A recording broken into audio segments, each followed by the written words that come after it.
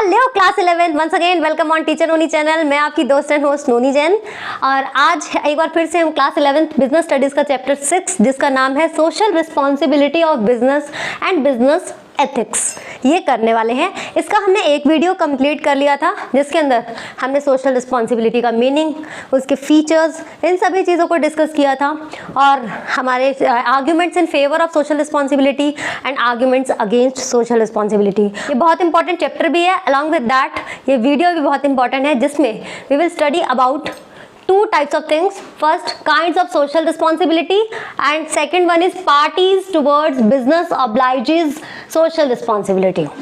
अब हमें सबसे पहले काइंड्स देखने हैं सोशल रिस्पॉन्सिबिलिटी के। एग्जाम में क्वेश्चन आ जाता है और अक्सर बच्चे इस वाले चैप्टर को ये थोड़ा बोरिंग लगता है तो बहुत ज़्यादा मतलब पढ़ नहीं पाते हैं। अगर मान लो आप इस वीडियो को ऑन करके भी छोड़ देते हैं तो आप कुछ ना कुछ तो सुन पाएंगे, लेकिन मैं ये चाहती हूँ कि आप ये 4 टाइप जो है वो बड़े ध्यान से सुने क्योंकि ये काफ़ी इंपॉर्टेंट है। आज पूरा बोर्ड भरा भरा सा लग रहा है, इसमें बहुत देर लगा इसको इतना राइट डाउन करने के लिए। मुझे लग ही नहीं रहा था बोर्ड पर आएगा, लेकिन आ गया एटलीस्ट। देखा ना, मैंने गंदी गंदी राइटिंग में कर दी, छोटा छोटा करके घुसा दिया। मैंने कहा फिर बच्चों को नोट्स नहीं मिलते।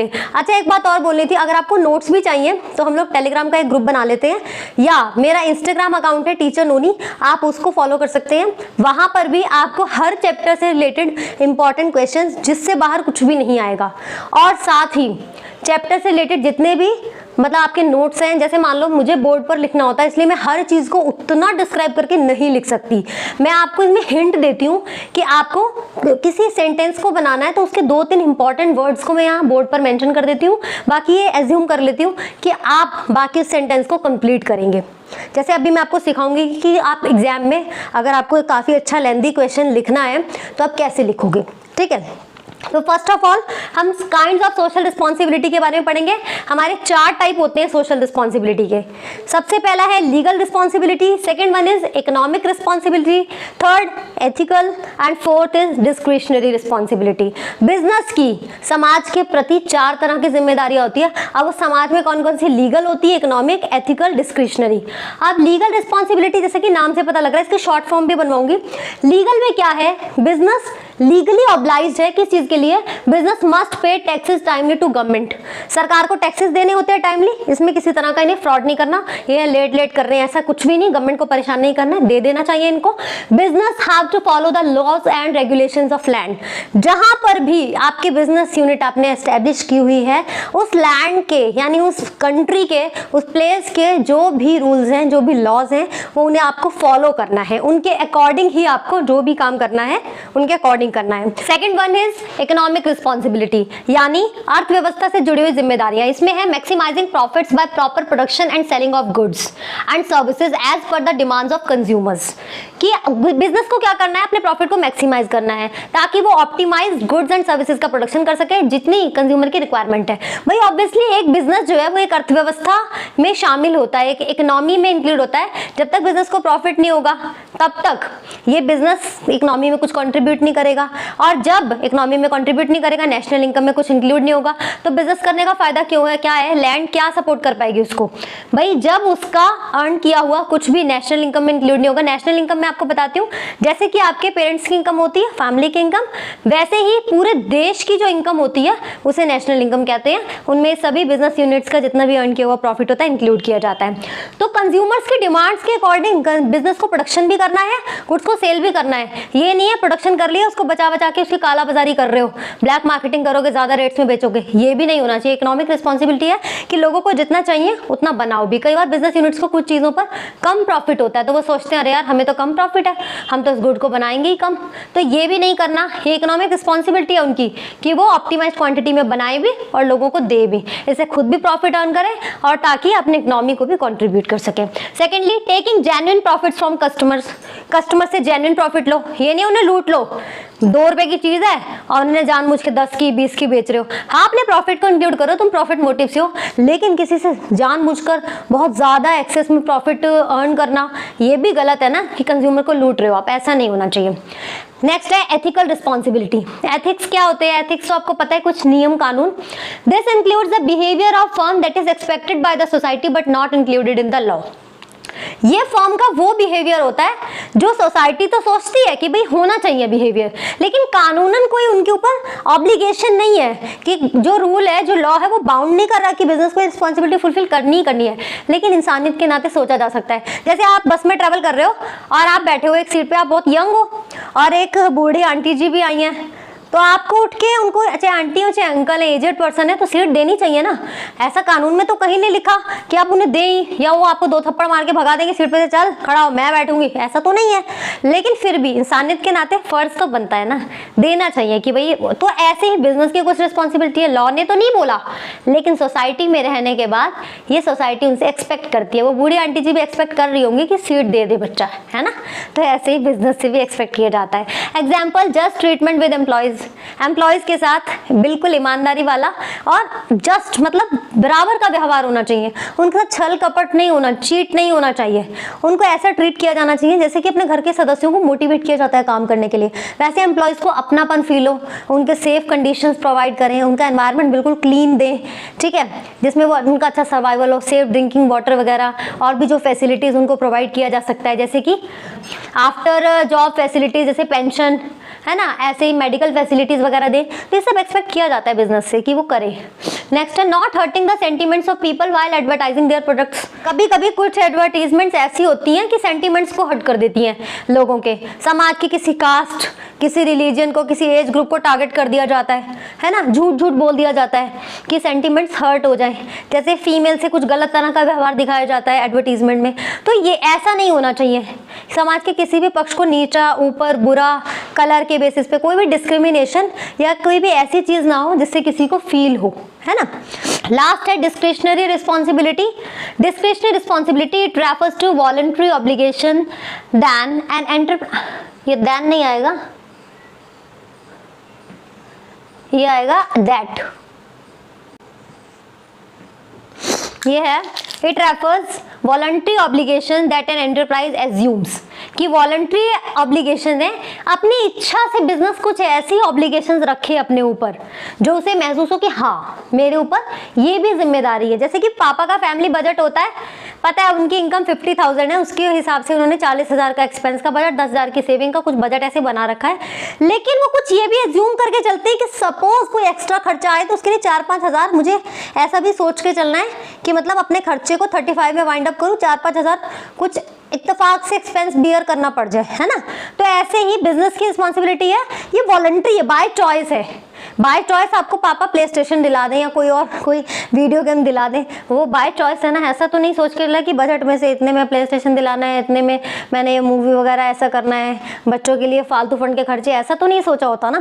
तो ये बिजनेस के ऊपर वॉलंटरी ऑब्लिगेशन होती है जो एक एंटरप्राइज एज्यूम करके चलता है कि हमें आ सकती है हमारे ऊपर। जैसे कि चैरिटेबल कॉन्ट्रीब्यूशंस, चैरिटी के लिए कुछ काम कर रहा है, कभी लगा कि मतलब ये कोई ऑर्फनेजेस हैं, कोई ओल्ड एज होम्स हैं, या कोई लगता है एनिमल शेल्टर्स हैं, उनके लिए मुझे कुछ करना है, या providing relief funds during natural and man made disasters etcetera, या नेचुरल कैलेमिटीज हो गई हैं, जैसे भूकंप आ गया है, कोई बाढ़ आ गई है, या ऐसा कोई और डिजास्टर आ गया है ना, लैंडस्लाइड वगैरह। तो पता है वहाँ तो इत्तेफाक से कुछ प्रॉब्लम हुई है, लेकिन ये बिजनेस की रिस्पॉन्सिबिलिटी है कि इतने लोग मर रहे हैं, तड़प रहे हैं, तो इंसानियत रखते हुए उस एक्सपेंस को भी सोच के चले कि अगर आता है तो मुझे बियर करना है, उसमें सपोर्ट करना है, ठीक है। तो ये हमारी 4 तरह की सोशल रिस्पॉन्सिबिलिटी थी, जिसका शॉर्ट फॉर्म हमने बनाया lead. L legal, E economic, E ethical, D discretionary. तो ये आपको लीड जो है ये शॉर्ट फॉर्म बनाई हुई है, इससे आप अच्छा समझ सकते हैं, ठीक है। Parties towards business obliges social responsibility. अब ये तो बिजनेस की सोशल रिस्पॉन्सिबिलिटी थी, पर किसके प्रति थी, किसके प्रति ये तो पता होना चाहिए। अरे ये तो इसमें से भी निकाल सकते हैं, यहाँ पर लिखा टैक्सेस दें गवर्नमेंट को, तो गवर्नमेंट के प्रति हो गई रिस्पॉन्सिबिलिटी। लॉज माने तो लॉज भी गवर्नमेंट से रिलेटेड, सोसाइटी से रिलेटेड होते हैं, सोसाइटी के प्रति हो गई। अच्छा, यहाँ प्रॉफिट वगैरह जो है ऑप्टिमाइज रखे और कंज्यूमर की डिमांड्स के अकॉर्डिंग, तो कंज्यूमर के अकॉर्डिंग हो गई, जेन्युइन प्रॉफिट ले कंज्यूमर से, यहीं पे से निकल जाती है किसके प्रति है बिजनेस की रिस्पॉन्सिबिलिटी। और क्या एम्प्लॉयज के साथ अच्छा बिहेवियर रखे, उनको हर्ट ना करे, तो यानी ये एम्प्लॉयज के प्रति रिस्पॉन्सिबिलिटी हो गई। अच्छा, सोसाइटी के सेंटीमेंट्स को हर्ट ना करे तो सोसाइटी के लिए हो गई सोशल रिस्पॉन्सिबिलिटी। अच्छा ये क्या है, वीकर सेक्शंस या कुछ ऐसे नीडी ग्रुप्स हैं तो उनके लिए हो गई। तो सारे पता ही चल गया हमें किन किन के लिए है सोशल रिस्पॉन्सिबिलिटी। ये वाला टॉपिक तो मैंने इसलिए एक्सप्लेन करा है, अगर आपके क्वेश्चन पेपर में भी आ जाए, बहुत बड़ा सा भी क्वेश्चन मतलब मान लो 5 to 6 मार्क्स का आ जाए, तो आप अच्छी तरह से लिख सकते हो। बाकी इनमें से ही पता लग गया कि समाज के किन किन सेक्शंस के लिए समाज मतलब बिजनेस की रिस्पॉन्सिबिलिटी है। तो अब यहाँ पर हम डिटेल्ड वे में समझ लेते हैं। सबसे पहली चीज, parties towards business applies social responsibility. किस किस पार्टी के लिए? टुवर्ड्स शेयर होल्डर्स और ऑनर्स। ये पार्टीज वो वाली नहीं है, वो आज चलेगी सारी रात पार्टी उस टाइप वाली पार्टी नहीं है, ये वो वाली पार्टी है जो मतलब लोगों से concern, parties, persons, people, groups, उनसे कंसर्न ये पार्टीज वर्ड यूज हुआ है। तो share holder towards share holders और ऑनर्स। शेयर होल्डर्स और मतलब ऑनर्स, या तो शेयर होल्डर या ऑनर इसलिए बोला है क्योंकि जिनके पास कंपनी के शेयर्स है they are known as the owners of enterprise. Enterprise के मालिक होते हैं, उनके प्रति क्या रिस्पॉन्सिबिलिटी होगी? अरे होती है भाई, provide complete information regarding financial position of the business. अच्छा जैसे मैं आपको बता रही थी कि आपको कंप्लीट लाइन लिखनी है, तो ये भी बता देती हूँ। जैसे मैंने यहीं पे डाल दिया, ये खत्म हुआ, यहीं से स्टार्ट कर दिया। आपको पेपर में लिखना है तो आप नेक्स्ट लाइन से लिख सकते हैं। और it is the responsibility of business to provide complete information regarding the financial position of business.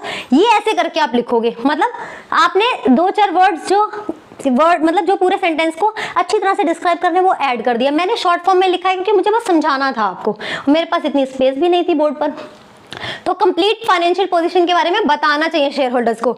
ये नहीं है कंपनी घाटे में चली जा रही है और बस कुछ पता ही नहीं अंदर क्या चल रहा है, पता चले कंगालपति हो गए, 2 साल बाद घोषणा हो गई ये बिजनेस तो बंद करना पड़ रहा है। क्यों? क्योंकि भाई लॉसेस में चल रही थी कंपनी, किसी को कोई फायदा नहीं हो रहा। इसका ही नेक्स्ट पॉइंट है, ensure safety of investment giving opportunities to participate in decision making. हाँ कि सेफ्टी, एक तो इन्वेस्टमेंट की सेफ्टी होनी चाहिए, ये अलग पॉइंट आप ले सकते हो कि क्या होता है रिस्पॉन्सिबिलिटी बिजनेस की। एंश्योर सेफ्टी ऑफ इन्वेस्टमेंट की, जो भी इन्वेस्टमेंट करी है वो इन्वेस्टमेंट तो सेफ होनी चाहिए, इवन रिटर्न्स भी मिलते रहने चाहिए, रेगुलर रिटर्न्स। इस तरह से बिजनेस करो, ऐसे एक्सपर्ट्स हायर करो कि इनको रिटर्न्स भी मिले और जो इन्वेस्टमेंट करिए उसकी सेफ्टी भी रहे। ये नहीं है कि पता चल रहा है पैसे डूब गया हमारा। नेक्स्ट है giving opportunities to participate in decision making. Opportunities भी मिलनी चाहिए। जब ये ऑनर्स कहलाते तो नाम के मालिक थोड़ी हैं, इनको वोटिंग राइट्स होने चाहिए। कुछ बड़े डिसीजंस लेने हैं कंपनी के, तो कंपनी की जो मीटिंग्स होती है, एनुअल मीटिंग्स होती है, एनुअल जनरल मीटिंग, उन सब में भी इनको इन्वाइट किया जाए, इज्जत दी जाए, इनसे पूछा जाए कि हम जो काम कर रहे हैं क्या ये डिसीजन हमें लेना चाहिए, नहीं लेना चाहिए। ये बिजनेस की रिस्पॉन्सिबिलिटी है शेयर होल्डर्स के टुवर्ड्स। नेक्स्ट है टुवर्ड्स कंज्यूमर्स। अब मुझे नीचे उतर जाना चाहिए वरना आपको दिखेगा नहीं।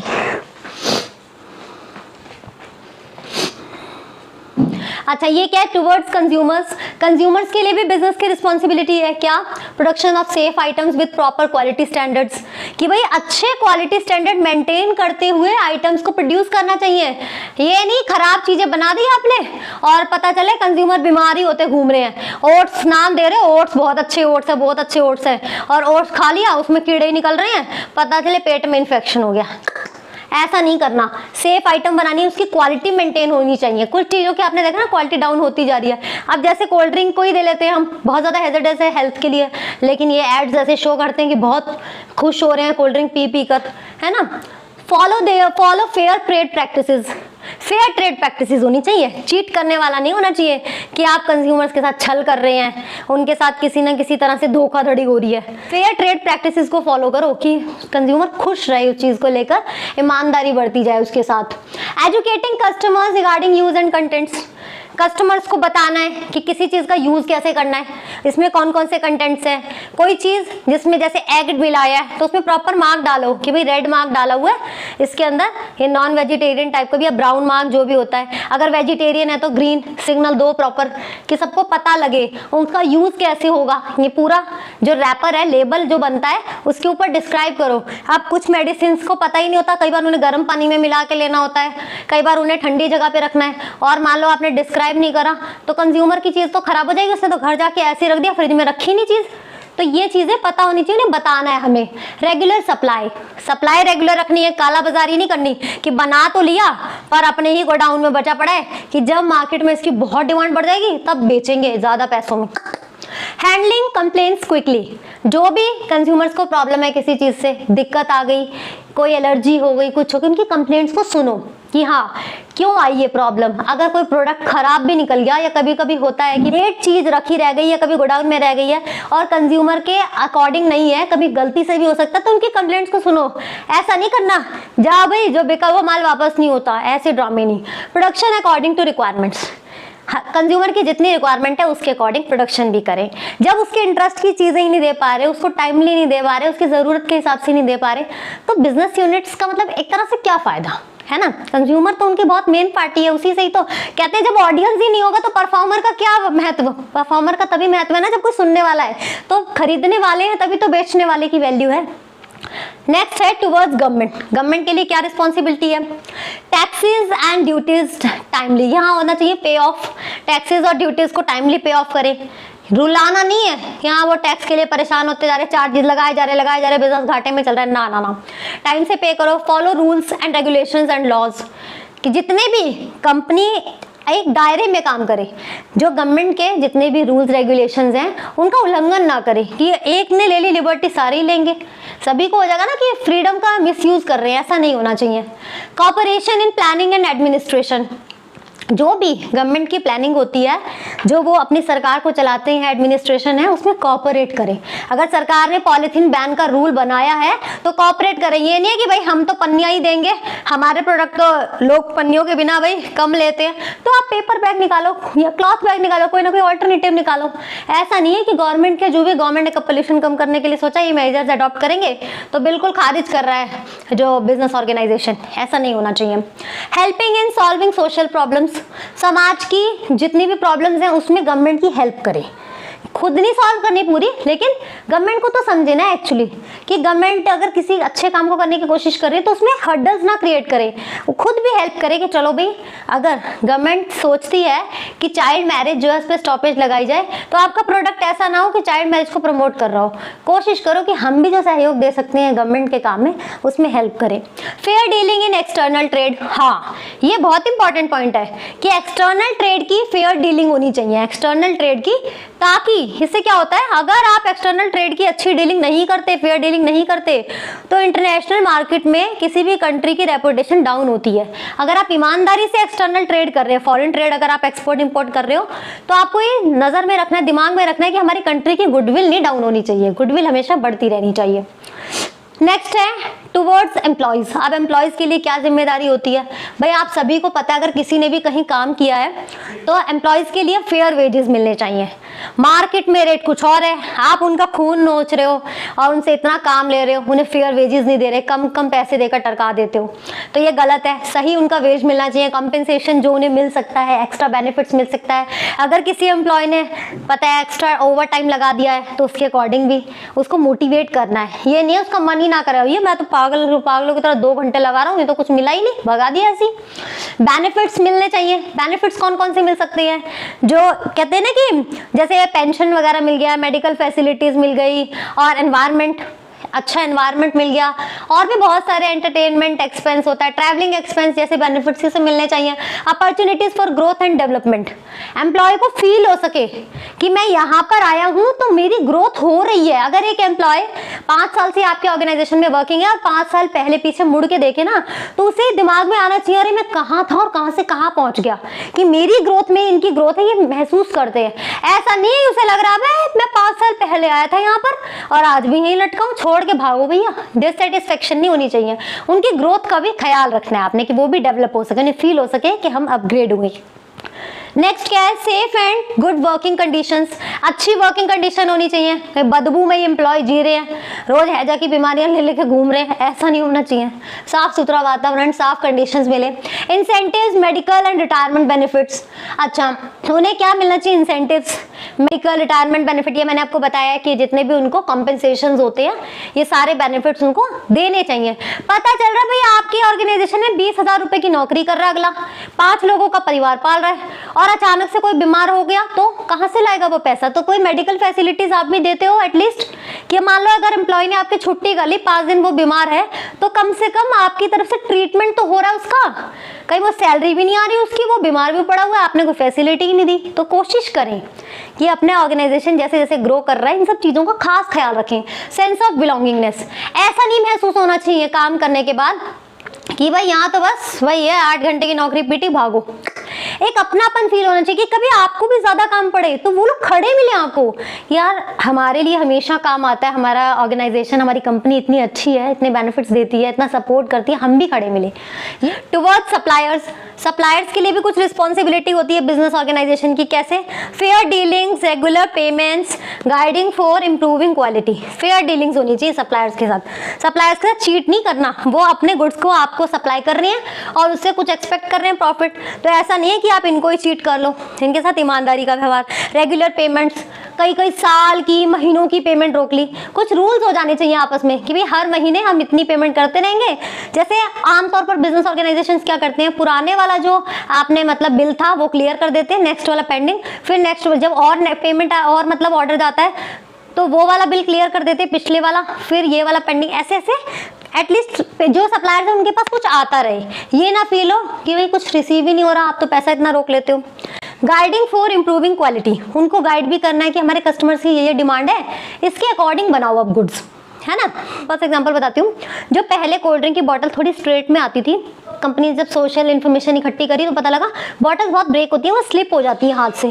फिर बॉटल का इस तरह से डिजाइन करा गया लेडी वाला शेप का कि वो बीच में से किसी ने पकड़ ली तो वो फिसल ही नहीं सकती। ऐसा रियल में, मतलब ये रियल एग्जांपल है। तो ये आप जो सप्लायर्स उनको गाइड नहीं करेंगे तो वो किस तरह से बनाएंगे। Protect and support small suppliers by giving orders, जो छोटे सप्लायर्स हैं उनका इंटरेस्ट भी होना, बनाए रखना चाहिए, सेफ गार्ड होना चाहिए। कैसे? भाई उनको भी आप थोड़े थोड़े ऑर्डर देते रहो, ऐसा नहीं है बड़े सप्लायर्स ने आपको दे दिया सामान तो छोटों को इग्नोर करें, फिर उनका बिजनेस ही खत्म हो जाए। नहीं, उनको भी सपोर्ट करना है, थोड़े थोड़े ऑर्डर्स उनसे भी देते रहे ताकि वो भी मोटिवेट हो। लास्ट है टुवर्ड्स कम्युनिटी, हमारी कम्युनिटी के लिए भी बहुत ज़्यादा जिम्मेदारी है। एक बिजनेस ऑर्गेनाइजेशन की बहुत बड़ी रिस्पॉन्सिबिलिटीज होती हैं हमारे कम्युनिटी के लिए। मोर एम्प्लॉयमेंट अपॉर्चुनिटीज़, कि एम्प्लॉयमेंट अपॉर्चुनिटीज़ मिलनी चाहिए। आप जिस भी कम्युनिटी में बिजनेस कर रहे हो वहाँ अगर लोगों को ही बेनिफिट नहीं मिला तो क्या फ़ायदा, मिलना चाहिए। Protecting environment from pollution and environmental problems, हम वातावरण को भी बचाए रखें। जैसे हमने एम्प्लॉयमेंट दिया समाज के लिए ज़्यादा से ज़्यादा लोगों को, वैसे ही एनवायरमेंट हमें गंदा नहीं करना, पॉल्यूशन नहीं मचाना है। वातावरण की समस्याएं पैदा हो जाए उसमें बहुत सारी, कि हाँ इतना सॉलिड वेस्ट कर दिया है, पानी गंदा कर दिया है आपने, पूरा समाज को स्पॉइल कर रहे हो, जहरीली गैसें निकल रही है आपके बिजनेस की जो फैक्ट्रीज हैं, ऐसा नहीं, इनके लिए भी खास ख्याल रखना है। Protecting social and cultural values, जो अपने कल्चर से कंसर्न सामाजिक वैल्यूज है उनको ही स्पॉइल कर रहा है बिजनेस। बिजनेस की स्पेशल रिस्पॉन्सिबिलिटी है कि अपने कल्चर को बरकरार रखे। अगर एडवर्टीजमेंट वगैरह में भी ये दिखाना चाहिए कि अगर राजस्थानी कल्चर से कंसर्न कोई ऐड दिखाइए तो राजस्थान के कल्चर का यूज करें, उस वैल्यू को दिखाएं। ये नहीं कि उस घाघरे से रिलेटेड अगर घाघरा चोली वगैरह वहाँ की ड्रेस है तो इग्नोरेंस में। हर तरह की जो सोशल वैल्यूज है, Indian food, Indian attires, hospitality, ये सारी चीजें आप कम्युनिटी के लिए करना चाहिए एक बिजनेस को, कि मतलब कल्चरल वैल्यूज को बरकरार रखे। Developing local and rural areas, जो भी लोकल एरियाज हैं ज़्यादा अपग्रेडेड नहीं है, इवन जहाँ पर फैक्ट्री प्लांट्स लोकेटेड है वहाँ तो ज़रूर ही उनका ध्यान रखें, उनको अपग्रेड करें। ग्रामीण क्षेत्र हैं वहाँ पर थोड़ी थोड़ी चीज़ें जैसे कि ट्रांसपोर्टेशन की फैसिलिटीज़ कर दी है, वहाँ पर और क्या फैसिलिटीज़ दे सकते हैं, ड्रिंकिंग वाटर नहीं है तो पानी की कुछ फैसिलिटी कर दी है, इलेक्ट्रिसिटी, ऐसी चीज़ें, या कुछ एजुकेशनल इंस्टीट्यूशंस को वहाँ पर लाया जाए, वहाँ स्कूल्स ओपन कराए जाए, ये काम किया जा सकता है इनका डेवलपमेंट करने के लिए। Helping the weaker and deprived sections of the society, society के जितने भी गरीब तबके हैं, वीकर सेक्शन है, कमज़ोर वर्ग हैं, डिप्राइव्ड जो सामाजिक रूप से दबे हुए सेक्शन है, जिनको कभी अधिकार नहीं दिए गए साथ में चलने के, उनको मदद करें। ये नहीं है बिजनेस से खुद ही और उनको देखा किसी गरीब को और होटल्स ने मना कर दिया है अंदर नहीं घुस सकता। ऐसा नहीं, उनसे पूछो उनकी क्या रिक्वायरमेंट है। ऐसा भी होगा आपके पास कुछ कम पैसों की भी चीज़ तो उनको भी सपोर्ट करो कि चलो कम पैसे वाली चीज़ ये शायद परचेज कर सकते हो, है ना, या हम उनकी थोड़ी हेल्प कर दें, कुछ पैसा हमारी तरफ से भी कंट्रीब्यूट हो जाए। तो ये सब अगर दिमाग में होगा तो सक्सेसफुल होगी सारी चीज़ें। तो ये हमारी 6 तरह के मतलब पर्सन्स या पीपल या ग्रुप जिनके प्रति हम बिजनेस जो है अपनी सोशल रिस्पॉन्सिबिलिटी फुलफिल करता है। Share holders, consumers, government employees, suppliers और कम्युनिटी। इसका भी एक मैंने शॉर्ट फॉर्म बनाया था जो मुझे हंसी आ रही है आपको बताते हुए कि आप सभी कौन से बोर्ड से कंसर्न है, कौन सा बोर्ड है आपका, सीबीएसई या आपका सीबीएसई बोर्ड है। लेकिन ये जो हम पढ़ेंगे ये वाले, ये हमारा सीबीएसई की जगह इसमें बस एक हमारा लग जाना है जी, सीजीएसई बोर्ड है ये हमारा, समझे, central board of secondary education. तो ये क्या है, सेंट्रल गॉड। आप अपने टीचर्स को एज्यूम कर लो आपके कौन से सेंट्रल गॉड है सेकेंडरी एजुकेशन के लिए। अगर ऑनलाइन पढ़ाई कर रहे हो तो बहुत सारे टीचर्स, या आप स्कूल में पढ़ते हो तो कुछ आपके टीचर्स कुछ गॉड टाइप में लगते हैं, तो वो सेंट्रल गॉड है, सबका ही भला कर रहे हैं। Central God of secondary education, secondary education के भगवान। अच्छा, इसमें एक और इसकी खासियत है, सी का भी स्क्वायर होगा और एस का भी स्क्वायर होगा, क्योंकि सी भी 2 बार यूज हुआ है, एस भी। देखो अब सी हमारा किसके लिए यूज हुआ है, कंज्यूमर्स के लिए, कम्युनिटी के लिए। जी हमारा गवर्नमेंट के लिए यूज हुआ है, ये रहा। एस हमारा किसके लिए यूज हुआ है, शेयर होल्डर्स के लिए भी यूज हुआ है, सप्लायर्स के लिए भी। तो मैंने 2 के स्क्वायर लगा दिया, यानी 2 चीजें डबल है ना। और ई किसके लिए, एम्प्लॉयज के लिए। तो सीबीएसई से सीजीएसई याद कर लोगे, और सी का भी फर्स्ट वाले का भी स्क्वायर है, ये बात आपको दिमाग में थोड़ा भी अगर याद रख लोगे, कुछ पॉइंट्स पे बना लोगे तो बढ़िया मार्क्स ले आओगे। और मुझे लगता है एग्जाम के टाइम में इसको स्पीड बढ़ाकर भी अगर सुन ली ना वीडियो तो हो जाएगा आपका काम, जितना आपको रिक्वायरमेंट है। तो गाइज कैसा लगा आपको कंटेंट, और मज़ा आया है पढ़ने में, या इसमें क्या इंप्रूवमेंट की जा सकती है वो भी सजेस्ट कर सकते हैं। बाकी एक कोशिश की है इससे कंसर्न, और नेक्स्ट वीडियो भी जल्द से जल्द अपलोड करेंगे। बाकी एक बात और बताना चाहती हूँ, कभी कभी आपको लगे बड़े बड़े टॉपिक नहीं कर सकते तो छोटी छोटी शॉर्ट वीडियो भी बनाई है मैंने। शॉर्ट वीडियो में कुछ कुछ चीज़ें तो आपको बिल्कुल मतलब 1-1 मिनट दिमाग से होकर निकल जाएंगी, दिमाग में आ जाएंगी। तो आप चाहें तो वो शॉर्ट वीडियो भी देख सकते हैं। बड़े बड़े कंसेप्ट भी बड़े प्रिसाइज वे में स्पीड में बताए हुए कि एक बार नज़र मारनी हो तो फटाफट से शॉर्ट वीडियो वाला कॉलम खोला और स्क्रॉल करते गए, दिख जाएंगी आपको। और आपको अपडेट्स जो है वो देते रहेंगे, इंस्टाग्राम पे बोला ही है, आप ले सकते हैं नोट्स वगैरह और क्वेश्चंस जो है।